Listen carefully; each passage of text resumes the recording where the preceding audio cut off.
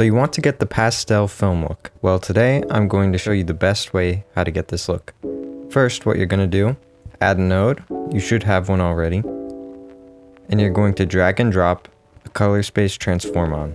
After doing this, what you're going to do is scroll down and put in your camera's color settings. For me, it's Rec 2020 and F-Log because I used the Fuji X-T3. Now what I'm going to do is put the output as 709 and then come down and put the output as gamma 2.4. After I've done that, I'm going to drag that to the end. Now I'm going to add another node. This one's going to be my exposure. Make sure you label these. This one I'll label 709 because we transferred it to 709. So now I have the exposure tab. I'm going to go to the HDR panel. Then I'm going to go to color space, change this to my camera settings, change the gamma to my camera settings. So now what we've done is the one before is affecting the actual F-Log, and this one is converting it after to a Rec 709. What I'm going to do is turn this up.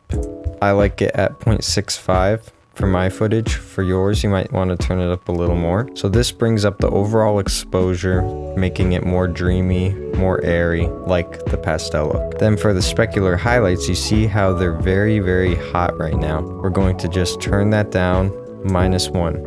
And we're going to create a curve with this, -0.5 with the highlights, 1 with the specular. And for the light, we're going to do 0.25. Now you can play around with this. Sometimes it doesn't work as well, so you want to just play around with your footage, see what works for you. And after this, we're going to add another node. Now this is looking pretty good so far. After this, we're going to put the saturation.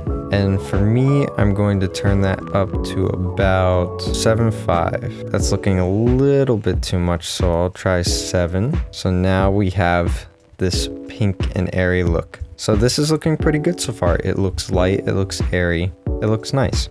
After this though, we're going to add an MD filter. So this is mid detail. I haven't shown this on the channel before, but what you're gonna wanna do is turn this down to maybe -20, up a little higher. That looks a little too soft. But what this does is it makes those really harsh edges softer.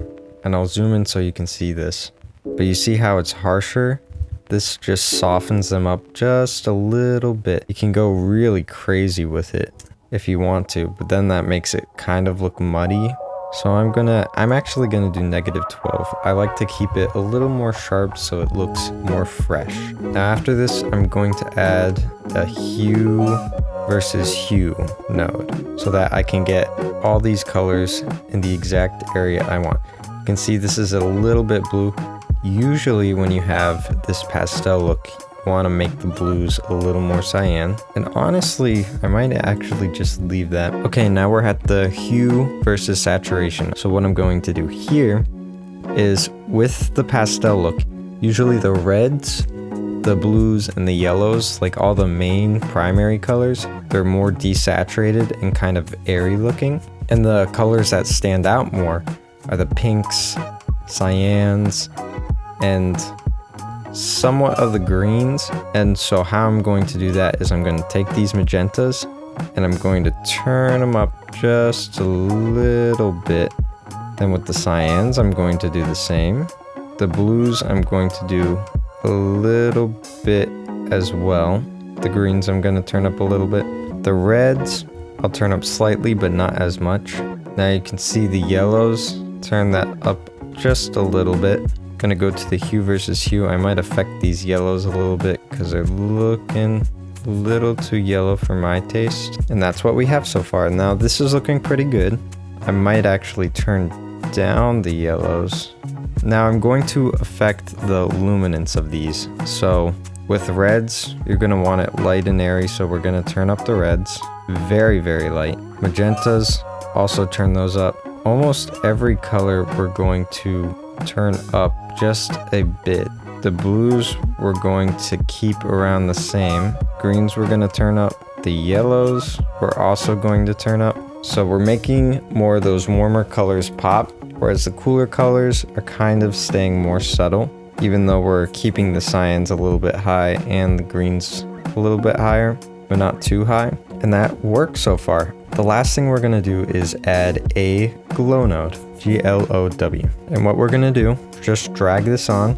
This is going to make this whole thing look amazing. Gonna turn down the threshold, turn down the spread for now. And then what you're gonna do is you're gonna adjust the gain until it's looking a little bit normal, maybe a little bit overexposed.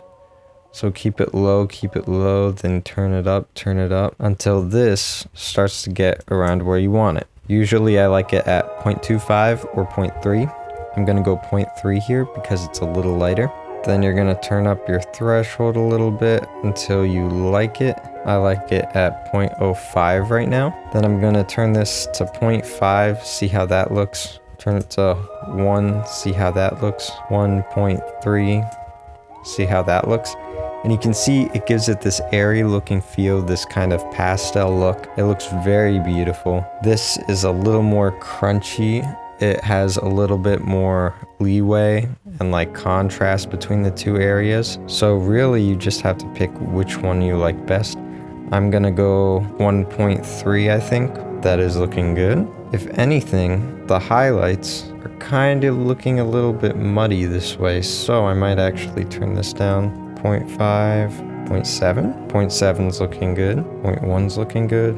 I might go 0.7. I'll go 0.7. Now that looks amazing. I'm gonna name this glow. And you can always turn down this effect if it's too strong with the blend option in the global.